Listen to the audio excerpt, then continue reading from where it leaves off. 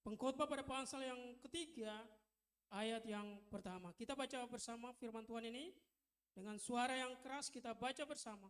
Demikianlah firman Tuhan. 3, 2, 1. Untuk segala sesuatu ada masanya. Untuk apapun di bawah langit ada waktunya. Jadi Bapak Ibu Saudara yang dikasihi oleh Tuhan Yesus, bahwa segala sesuatu di bawah kolong langit ini ada masanya. Bahkan kalau kita baca secara berurutan ke bawah, ada masanya orang dilahirkan. Dan ada masanya orang kembali kepada Bapa di sorga. Makanya kalau orang percaya kalau meninggal, kembali kepada apa? Rumah Bapa. Telah kembali dengan tenang ke rumah Bapa di sorga. Jadi ketika kita lahir ke bumi, ya, ada masanya kita lahir, ada masanya kita kembali kepada Bapa di sorga, Bapak Ibu Saudaraku. Bahkan juga dikatakan ada masanya ada orang menanam. Dan ada masanya juga ada orang untuk menuai. Artinya segala sesuatu ada masanya. Tadi ketika ke gereja Bapak Ibu, saya lewat tol lingkar luar. Dan karena cuacanya cerah, kelihatan gunung yang di Bogor. Wow, artinya cuaca Jakarta lagi bagus. Itu artinya kita bisa tahu, oh ini saatnya, ini masanya. Cuaca saat ini lagi bagus. Cuaca saat ini lagi bagus sehingga gunung yang di Bogor itu bisa kelihatan. Saya lupa nama gunungnya Bapak Ibu Saudaraku, ya. Tapi kelihatan, jadi kita bisa keluar rumah. Karena kita melihat cuaca lagi bagus, kita bisa keluar rumah, kita bisa mau olahraga di luar. Kita bisa mau jalan santai Bapak Ibu Saudaraku, supaya apa? Supaya tubuh kita sehat. Artinya kita sangat jelas mengenal musim itu. Ketika cuaca di Bogor, gunung di Bogor kelihatan, berarti cuaca lagi bagus. Udara lagi sehatnya Bapak Ibu Saudara. Udara lagi bersih. Jadi kita bisa melakukan segala sesuatu. Artinya, kalau kita melihat juga ketika awan di langit Bapak Ibu Saudaraku. Awan di atas, apalagi warna hitam. Berarti hujan. Makanya tadi ketika sampai di gereja, saya turunkan barang. Langsung hujan deras Bapak Ibu Saudara yang dikasih oleh Tuhan Yesus. Artinya kita bisa curiga. Kita bisa tahu kalau ada indikasi segala sesuatu. Kita tahu ada segala sesuatu. Ada masanya. Artinya kalau kita sudah memahami. Mengenal musim kehidupan ini Bapak Ibu Saudaraku. Bukan berarti kita hanya menyerah begitu saja. Tetapi ketika kita mengenal musim kehidupan ini, kita mengenal setiap musim kehidupan, setiap peristiwa Bapak Ibu Saudaraku, kita bisa berserah kepada Tuhan. Kita bisa melakukan pekerjaan kita. Ketika kita diberikan kesempatan untuk kita melakukan kerja keras, kan ada waktunya untuk bekerja. Ada waktunya untuk menuai Bapak Ibu Saudaraku. Ada waktunya untuk kita menuai apa yang kita kerjakan. Artinya kalau kita mengetahui setiap musim kehidupan ini, kita makin mengandalkan Tuhan. Karena kalau kita baca dalam terjemahan bahasa Indonesia sehari-hari, pengkhotbah pada pasal yang ketiga dikatakan ayat yang pertama, segala sesuatu di dunia ini terjadi pada waktu yang ditentukan Allah. Artinya kalau kita memahami itu, kita makin mau untuk kita mengandalkan Tuhan dalam kehidupan kita. Dikatakan begini, masa krisis tidak akan berlangsung selamanya. Tetapi akan berlalu cepat atau lambat. Artinya dalam setiap masa Bapak Ibu Saudaraku, ternyata dalam setiap masa ada krisis. Tetapi ingat baik, bukan cuma krisis, tetapi juga ada berkat Tuhan.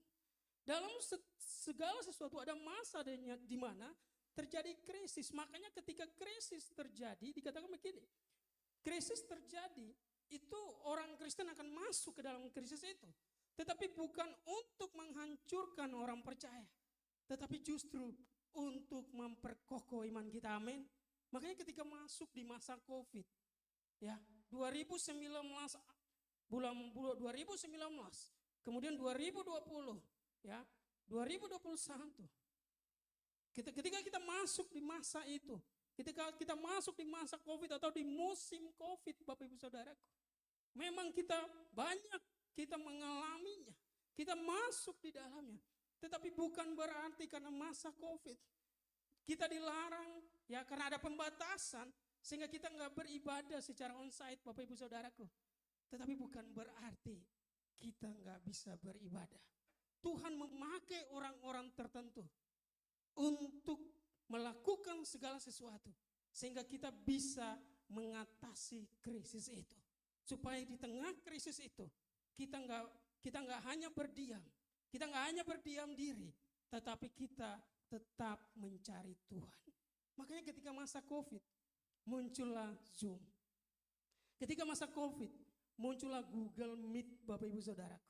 Dari situ walaupun kita nggak bertemu secara onsite, tetapi kita bertemu secara digital untuk kita bisa melakukan sebuah ibadah. Artinya di sini kita melihat bahwa orang percaya akan masuk ke dalam krisis, akan masuk ke dalam situasi krisis. Tetapi krisis itu bukan untuk membuat kita menyerah. Tetapi krisis itu membuat kita untuk berserah kepada Tuhan. Dan iman kita makin kokoh di dalam Tuhan. Kenapa? Karena kita dibuat oleh Tuhan menjadi orang-orang yang lebih dari pemenang. Dikatakan begini, masa krisis bertujuan untuk menjadikan kita sebagai pemenang. Walaupun memang dalam masa COVID, Bapak Ibu Saudaraku, ada saudara-saudara kita yang dipanggil Tuhan kembali ke rumah Bapa, tetapi kita yang masih diberikan kesempatan.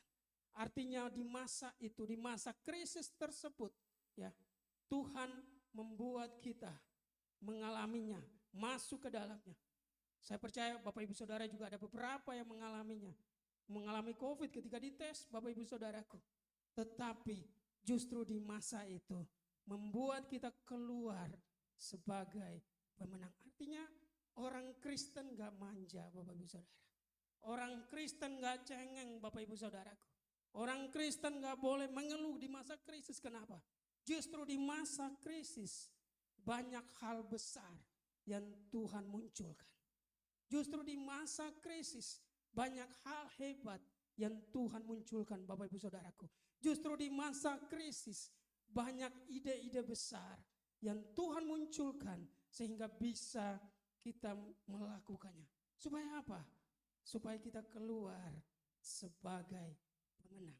Artinya orang-orang kalau mau jadi pemenang harus melewati masa krisis atau harus melewati proses Bapak Ibu Saudaraku. Amin. Kalau kita mau jadi pemenang, kita nggak mungkin berdiam diri. Tapi kita mau masuk ke dalam proses itu. Kita diproses oleh Tuhan.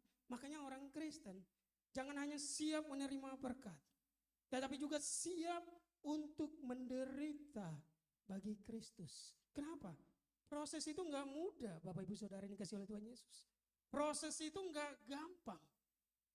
Ketika Yusuf mengalami proses, Yusuf mimpi dan dia bercerita kepada saudara-saudaranya. Ya, mereka menyembah dia. Dia langsung Bapak Ibu Saudara, dia dianggap sebagai orang yang nggak waras. Ya, dia diketawain, dia mengalami proses itu. Bahkan ketika dia dijual ke Mesir dan di Mesir dia dipenjara. Prosesnya nggak mudah Bapak Ibu Saudaraku. Mimpi, kemudian diketawain, kemudian dijual sebagai budak. Tetapi justru melalui proses yang gak mudah itu, Tuhan memunculkan dia menjadi orang yang lebih dari pemenang. Artinya mungkin saat ini kita sedang masuk dalam proses itu. Gak mudah, mungkin dalam pekerjaan kita. Kita sedang masuk dalam proses itu. Susah cari jalan keluar dalam bisnis kita.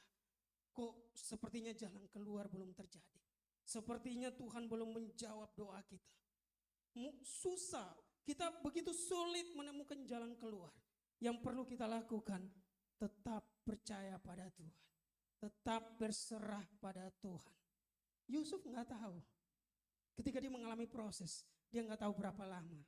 Tetapi ketika dia mengalami proses yang belasan tahun itu, dia keluar sebagai orang yang lebih dari pemenang. Bapak Ibu Saudara yang dikasihi oleh Tuhan Yesus, artinya kalau kita mau lebih daripada pemenang, masuk dalam proses, menderita bagi Kristus, dan akhirnya kita akan keluar sebagai pemenang. Hari-hari ini di dunia Bapak Ibu Saudaraku, hari-hari ini di dunia sekuler, mungkin bagi orang-orang sekuler Bapak Ibu Saudara, bagi orang-orang yang gak mengenal Tuhan, bahwa berbuat dosa adalah hal yang biasa. Ya, ya, hal yang biasa. Bahwa korupsi adalah hal yang biasa. Suap adalah hal yang biasa. KKN adalah hal yang biasa, Bapak Ibu Saudaraku. Tetapi bagi orang percaya, itu adalah hal yang bukan biasa. Dan itu adalah hal yang di luar kebenaran firman Tuhan.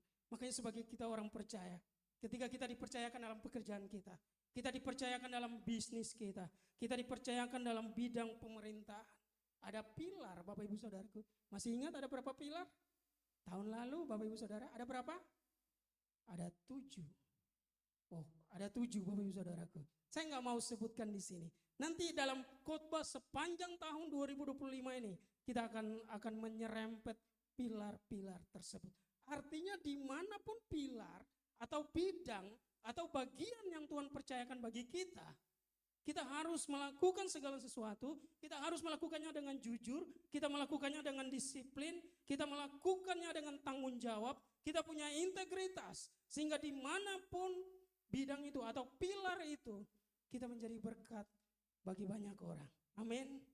Masa krisis dikatakan begini, Pastor Wiryo Hadi atau senior pastor Wiryo Hadi mengatakan, jangan letakkan hidup atau harapan kita pada sesuatu yang sifatnya musiman, melainkan kepada sesuatu yang kekal dan tetap, yakni Tuhan dan firman-Nya.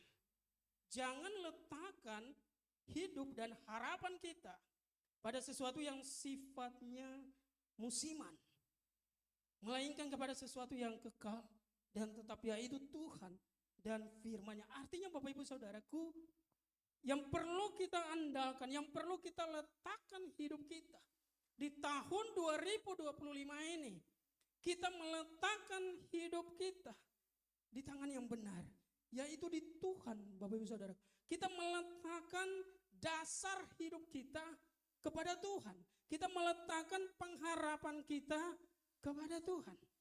Walaupun kita punya channel, ya, kita punya link, Bapak Ibu Saudaraku, kita punya banyak relasi, tapi jangan pernah mengandalkan relasi kita. Relasi penting, penting Bapak Ibu Saudaraku. Tetapi itu nomor 2 dan seterusnya, atau nomor 3 dan seterusnya.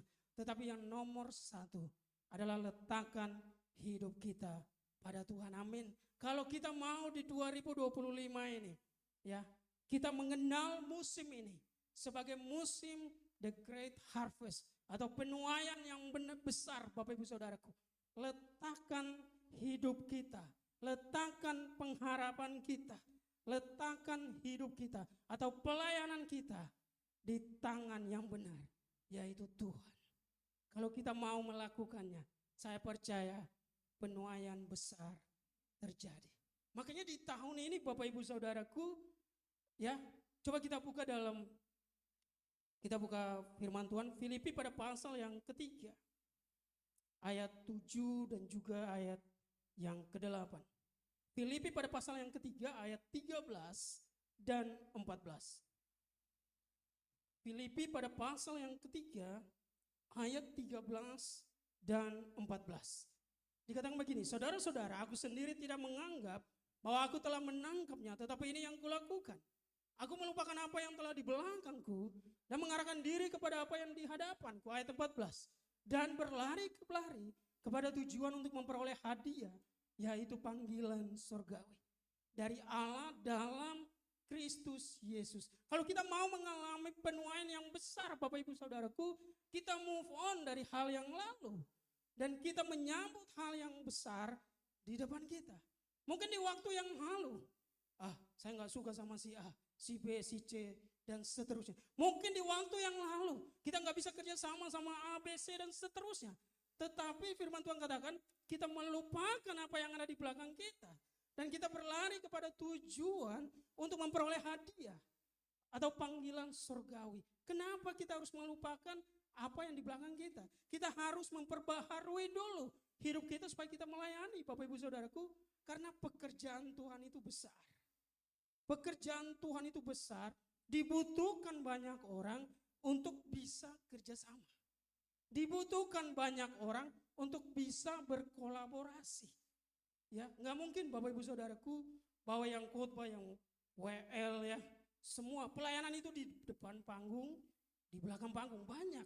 Makanya kita harus melupakan apa yang telah lalu di 2024 dan kita mengarahkan kepada tujuan kita yang ada di depan kita. Kita mau bekerja sama dengan semua orang, dengan semua pihak yang ada di gereja supaya kita bisa melakukan hadiah atau panggilan surgawi dari Allah dalam Kristus Yesus. Karena ternyata pelayanan Bapak Ibu Saudaraku itu dibutuhkan kerja tim, bukan kerja perseorangan. Karena makanya kan firman Tuhan katakan, ada yang jadi kaki, ada yang jadi tangan, semua bagian tubuh itu berfungsi dalam pelayanan. Artinya bagian dalam sebuah pelayanan, bagian kita yang Tuhan berikan bagi kita, kita kumpulkan, kita gabungkan Bapak Ibu Saudaraku, kita combine dan kemudian menjadi satu kekuatan yang dahsyat. Tentu kita bisa menggabungkan semua kekuatan kita kalau kita melupakan apa yang ada di belakang kita. Ya, yang 2024 selesai, berlalu Bapak Ibu Saudaraku, kita melihat yang ada di depan kita 2025 supaya kita bisa bekerja sama dan kita bisa melakukan banyak hal hebat yang Tuhan percayakan bagi kita. Gereja kita, saya percaya puji Tuhan, ya. Saya kadang sama Pak Gembala kalau lagi cerita, Jakarta memang belum besar. Masih dalam tanda kutip masih kecil. Tapi kecil-kecil cabai rawit Bapak Ibu Saudara, agak pedas-pedas ya. Maksudnya impactnya besar. Amin. Pengaruhnya besar, dampaknya besar Bapak Ibu Saudaraku. Kalau kita mau penuaian besar, dampak kita kalau sudah besar, kita terus konsisten dan Tuhan akan membuat penuaian itu terjadi dalam pelayanan kita. Dikatakan kekuatan musim. Yang pertama, musim akan selalu berganti. Bapak Ibu Saudara yang dikasihi oleh Tuhan Yesus, ketika masuk di masa COVID, kembali lagi. Ketika masuk di masa COVID, kita nggak tahu bahwa sampai kapan musim atau COVID ini berlalu. Tetapi kita telah melewatinya, artinya yang pertama tadi, musim akan selalu berganti. Proses terjadi, tetapi jawaban Tuhan juga pasti terjadi Bapak Ibu Saudaraku. Gak mungkin kita cuma hidup dalam proses dan proses. Tetapi ketika kita hidup dalam proses, beberapa tahun kemudian Tuhan membuat kita untuk masuk dalam jawabannya Tuhan. Atau destininya Tuhan, atau tujuannya Tuhan terjadi dalam kehidupan kita. Makanya di slide yang kedua dikatakan bahwa musim itu selalu berganti dan musim itu sementara. Gak mungkin Bapak Ibu Saudaraku, musim hujan 1 tahun penuh Jakarta kebanjiran Bapak Ibu Saudaraku. Apalagi yang di Jakarta Utara sama Jakarta Barat. Itu kalau banjir roobnya naik Bapak Ibu Saudaraku, ya, banjir rob atau banjir yang di pinggir pantai naik. Itu tenggelam semua Bapak Ibu Saudaraku. Itu musim hujannya mungkin 4 sampai 6 bulan. Tetapi kalau 1 tahun hujan terus Bapak Ibu Saudara. Jakarta Utara, Jakarta Barat, sebagian Jakarta Timur Bapak Ibu Saudara bisa tenggelam. Artinya begini, bahwa musim itu terjadi selalu berganti dan musim itu sementara. Makanya kalau hari ini kita mengalami ya proses Tuhan, menderita dalam Tuhan, nggak mudah Bapak Ibu Saudaraku. Terkadang dalam proses itu, terkadang kita masih cepat menyerah. Kok kita belum maju ya? Kok Tuhan belum jawab doa saya? Kok terobosan belum terjadi? Kok bisnis saya belum maju? Kok pekerjaan saya belum Tuhan buat naik? Kok jawaban Tuhan belum terjadi atas pergumulan saya? Musim itu sementara. Makanya begini, di slide dikatakan jangan berikan respon permanen pada masalah yang sifatnya sementara. Makanya ketika kita ada di proses oleh Tuhan, kita ada di proses, orang katakan padang gurun Bapak Ibu Saudaraku.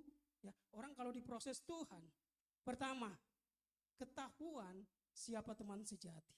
Kita kalau lagi banyak, kita kalau jabatan kita tinggi, jabatan kita kata orang lahan basah. Yang di lahan basah hati-hati Bapak Ibu Saudaraku, ya kata orang licin, ya cepat tergelincir, ya.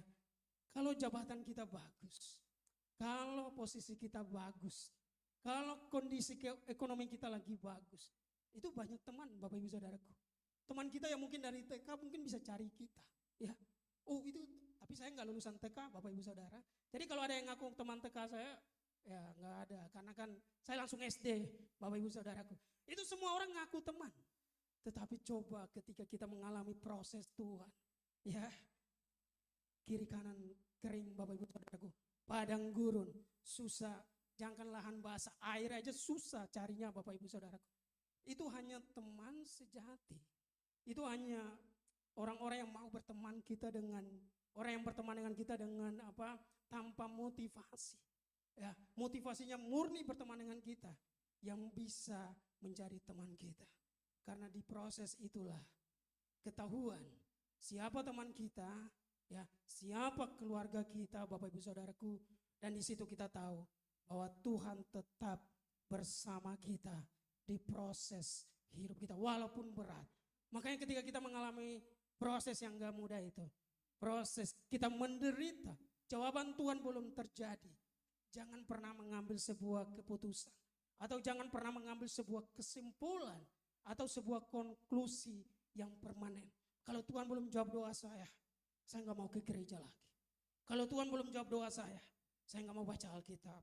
Kalau Tuhan belum jawab doa saya nggak mau doa, saya nggak mau baca Alkitab. Kalau Tuhan belum jawab doa saya nggak mau ikut doa pagi.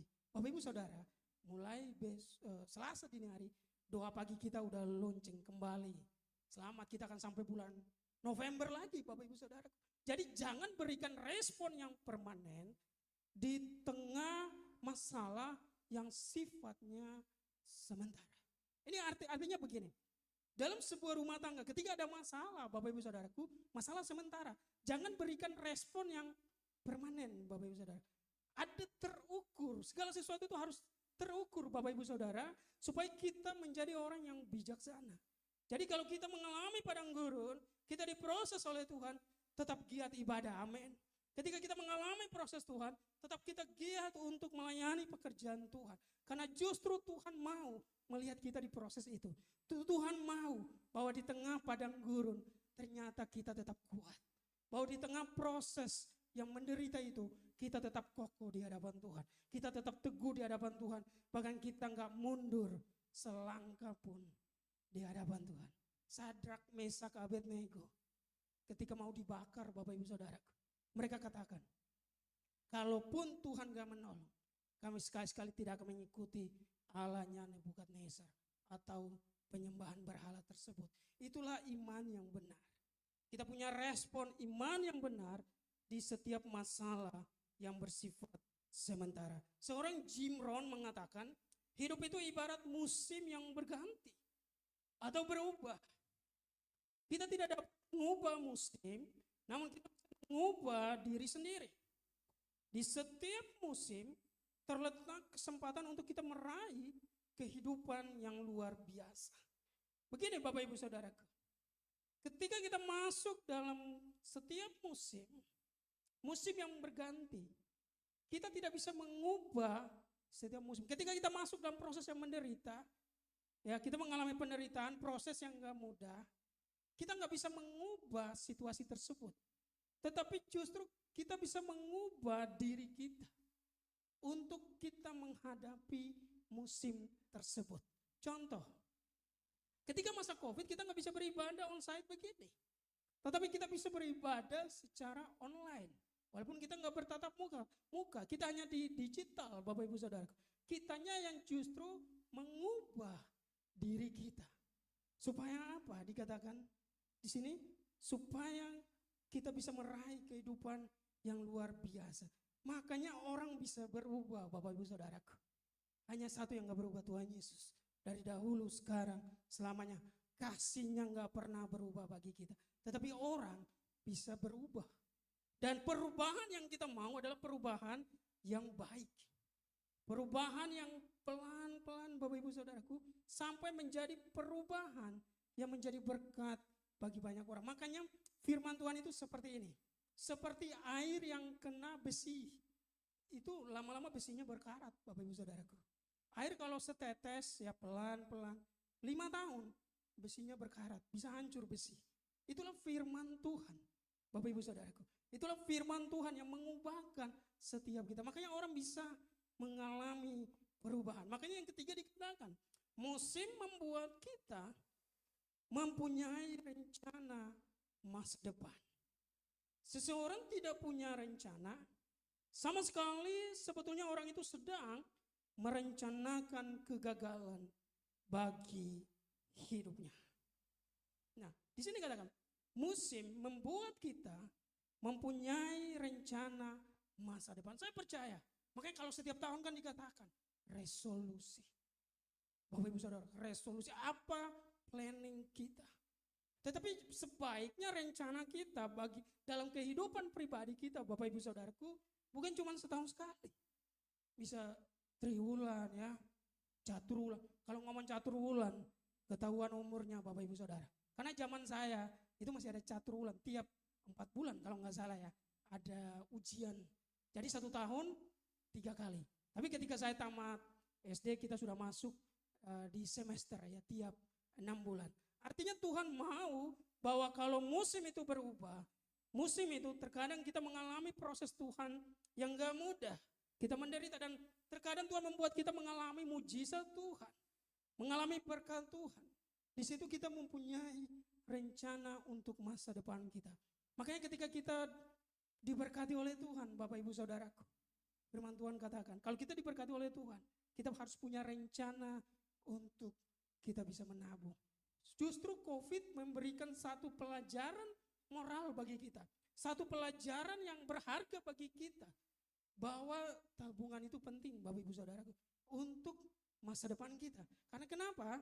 Kita nggak tahu sesuatu yang terjadi di hadapan kita. Makanya kita punya rencana dalam kehidupan. Saya percaya Bapak Ibu yang dalam pekerjaan di sebuah kantor atau sebuah perusahaan itu punya rencana jangka panjang.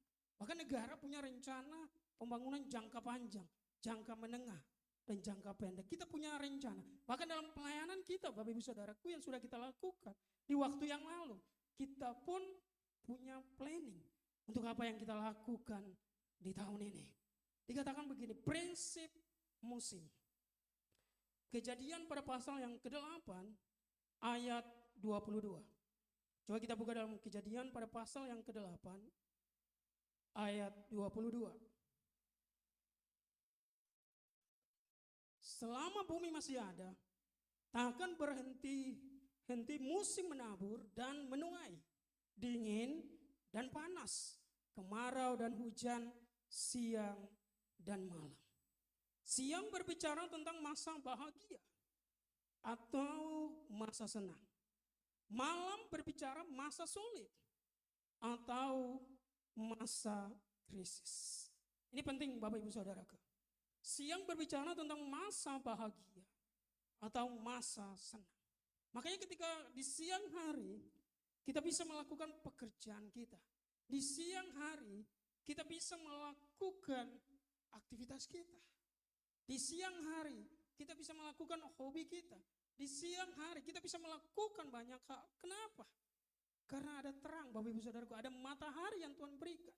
Yang tanpa perlu ada lampu listrik Bapak Ibu Saudaraku. Tetapi dikatakan siang, malam berbicara mengenai masa sulit atau masa krisis. Makanya kehidupan orang percaya, ya, terkadang kita ada di masa bahagia, terkadang kita ada di masa senang, dan terkadang kita ada di masa sulit atau masa krisis. Itulah yang disebut sebagai kita mengenali musim. Terkadang kita mengalami siang, namun terkadang juga kita mengalami malam atau masa sulit dalam kehidupan kita. Makanya kalau Bapak Ibu Saudaraku, orang yang suka dunia malam, ya, yang suka pergi ke dunia malam, ya, yang nanti kalau di masa sulitnya atau di umurnya yang makin naik, dia akan sering ke apotik, Bapak Ibu Saudaraku. Sakit, kenapa? Karena masa senang ternyata berbicara mengenai siang hari. Makanya ketika kita bisa menikmati setiap aktivitas kita menikmati setiap hubungan pekerjaan atau bisnis yang Tuhan berikan bagi kita, sebagian besar kita lakukan di siang hari. Amin. Makanya Bapak Ibu Saudaraku, dikatakan Tuhan sanggup untuk mengubah masa sulit menjadi masa kebahagiaan. Tuhan sanggup mengubah masa sulit menjadi masa kebahagiaan. Artinya kalau kita ada di masa sulit, tetap katakan, terima kasih Tuhan. Terima kasih sudah memproses hidup kita. Terima kasih sudah mau membawa kita ke dalam proses yang walaupun gak mudah. Ya, yang walaupun gak gampang. Makanya kalau anak-anak kuliah, anak sekolah, masa gak mudahnya di mana? Ketika masa kuliah, ketika kerja tugas. Biasanya kalau dosen kasih tugas, dia gak mau tahu Bapak Ibu Saudaraku. Karena dosen pernah mahasiswa, mahasiswa belum pernah dosen Bapak Ibu Saudaraku. Karena dosen suka ngerjain mahasiswa, kasih banyak tugas, kita begadang. Ya, makanya gak mudah mengalami proses yang gak gampang ketika kita berada di perguruan tinggi. Tetapi justru proses itu yang akan membentuk kita menjadi pribadi yang kuat, Bapak Ibu Saudaraku. Menjadi pribadi yang gak mudah menyerah. Makanya kalau orang percaya kalau di masa krisis, dia tetap katakan terima kasih Tuhan. Dan ketika dia melewati masa krisis, dia tetap berkata terima kasih Tuhan. Sudah menyertai kita melewati masa krisis, melewati masa sulit. Dan kemudian setelah kita melewati masa itu, Tuhan akan memberikan kebahagiaan atau kesenangan bagi kita. Makanya dalam musim kehidupan orang percaya, gak mungkin orang cuman susah terus, sulit, krisis terus. Gak mungkin Bapak Ibu Saudaraku. Tetapi di musim kehidupan orang percaya, ya, terkadang kita mengalami proses di masa krisis. Kita mengalami kesulitan di masa proses itu sendiri. Tetapi ingat baik, setelah masa proses, kita akan sampai kepada tujuan Tuhan. Yaitu kita mengalami kebahagiaan atau kesenangan. Makanya ketika kita ada di masa sulit, Tuhan sanggup mengubahkan, amin. Siapa yang percaya? Ya, siapa yang menduga kalau Tuhan sanggup mengubahkan seorang nabi atau seorang Yusuf yang tinggal sebagai seorang nabi, Bapak Ibu Saudaraku, sebagai seorang yang terpenjara, orang yang dipenjara, Tuhan pakai menjadi seorang pejabat yang hebat di tanah Mesir. Makanya jangan pernah merasa kecil, jangan pernah menyerah, jangan cepat berputus asa ketika kita ada di masa krisis, ketika kita ada di masa sulit. Makanya Bapak Ibu Saudaraku, sebuah gereja kalau masih kecil, itu yang setia gak banyak. Baik itu jemaat, baik itu pengerja. Tetapi ketika Tuhan mulai menaikkan pelan-pelan, ketika Tuhan membawa pelan-pelan naik, dan Tuhan membawa kita melejit Bapak Ibu Saudaraku, membawa kita mengalami kemajuan, ya, disitulah bahwa banyak orang mulai mendekati. Ingat baik yang seperti awal saya katakan, justru di masa proses, ya, di situ kita tahu siapa keluarga kita yang dekat dengan kita, siapa teman kita, dan Tuhan tetap menyertai kita. Baik itu masa krisis, baik itu masa sulit, baik itu di masa senangnya kita. Makanya kalau orang percaya kalau sudah sampai pada rencananya Tuhan, Bapak Ibu Saudaraku, dia nggak lupa diri. Dia tetap rendah hati, Bapak Ibu Saudaraku. Dia nggak lupa diri, dia nggak sombong. Kenapa? Karena dia tahu untuk sampai pada tahap itu dia melewati banyak proses di belakangnya. Bahkan dia harus, ya, Tuhan membentuk karakternya supaya karakternya semakin hari semakin menjadi seperti Kristus. Makanya di setiap proses kehidupan kita, mengenali musim kehidupan kita, sebenarnya Tuhan memproses karakter kita, Bapak Ibu Saudaraku. Mungkin dulu ketika kita masa siang kita, masa maju kita menjadi orang yang sombong. Ya, kita menjadi orang yang sangat angkuh, Bapak Ibu Saudaraku. Tetapi Tuhan membawa kita di masa krisis sulit supaya Tuhan menurunkan kesombongan kita, bahkan menghilangkannya, supaya kita menjadi pribadi yang rendah hati. Dan kemudian Tuhan membawa kita kepada proses kemajuan atau kepada proses atau kepada siklus bahagia atau mengalami kesenangan. Dikatakan begini, krisis menjadi kesempatan bagi kita untuk menguji setiap kebenaran firman Tuhan. Coba kita buka dalam Mazmur pada pasal yang pertama, ayat 1 sampai ayat yang ketiga. Mazmur pada pasal yang pertama, ayat 1 sampai ayat yang ketiga. Berbahagialah orang yang tidak berjalan menurut nasihat orang fasik, yang tidak berdiri di jalan orang berdosa, dan yang tidak duduk dalam kumpulan pencemooh. Tetapi yang kesukanya ialah Taurat Tuhan. Dan yang merenungkan Taurat itu siang dan malam. Ayat yang ketiga. Ia seperti pohon yang ditanam di tepi aliran air, yang menghasilkan buahnya pada musimnya. Dan yang tidak layu daunnya. Apa saja yang diperbuatnya berhasil. Bapak Ibu Saudara yang dikasihi oleh Tuhan Yesus, justru di masa krisis kesempatan bagi kita untuk menguji setiap kebenaran firman Tuhan. Percaya enggak Bapak Ibu Saudara? Justru di masa krisis Tuhan menyertai kita, amin. Justru di masa krisis Tuhan tetap memberkati kita. Justru di masa krisis Tuhan berjalan mendahului kita dan membuka banyak jalan bagi kita. Justru di masa krisis Tuhan membuka banyak terobosan bagi kita, membuka banyak jalan keluar bagi kita orang percaya. Makanya dikatakan ketika masa krisis itu tiba, jangan lupa untuk memperkatakan firman Tuhan. Jauhkan diri dari para pencemooh. Dulu ketika kita maju, kita menjadi orang yang suka gosip orang lain, Bapak Ibu Saudaraku. Tetapi ketika Tuhan memproses kita, proses by proses, kita melewati berbagai proses.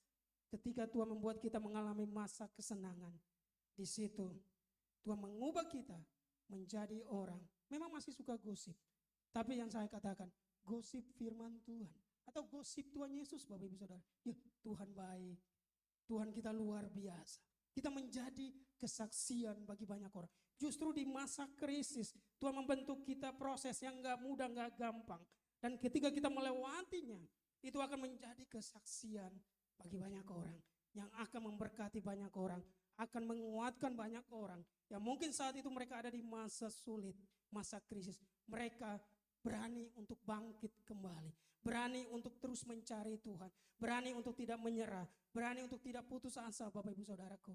Karena kita menjadi kesaksian bagi mereka. Coba kita buka firman Tuhan penutup kita dalam Maleakhi pada pasal yang ketiga, ayat yang ke-10. Maleakhi pada pasal yang ketiga, ayat yang ke-10. Sebentar lagi firman Tuhan kita selesai, Bapak Ibu. Dikatakan begini, bawalah seluruh persembahan persepuluhan itu ke dalam rumah perbendaharaan, supaya ada persediaan makanan di rumahku, dan ujilah aku, firman Tuhan semesta alam. Apakah aku tidak membukakan bahagimu, tingkap-tingkap langit, dan mencurahkan berkat kepadamu sampai berkelimpahan. Ketika firman ini datang kepada orang Yehuda, mereka baru kembali dari pembuangan. Mereka baru kembali untuk membangun kembali bait Allah. Dan bait Allah ketika jadi, Bapak Ibu Saudaraku, orang gak ngasih perpuluhan. Jadi suku Lewi, mereka gak mau kerja lagi di bait Allah. Mereka pergi ke ladang. Coba kita buka, tadi saya janji firman Tuhan yang terakhir, Bapak Ibu Saudara. Gak usah dibuka. Nehemia pada pasal 13, ayat 10 sampai 13, mengatakan begini, orang-orang Lewi, mereka kembali ke ladang kerja. Kenapa? Gak ada yang kasih perpuluhan. Operasional rumah Tuhan gak jalan, Bapak Ibu Saudaraku. Sehingga orang yang bekerja di rumah Tuhan gak bisa bekerja dengan baik. Makanya Tuhan katakan, bawalah persembahan persepuluhan dan ujilah aku.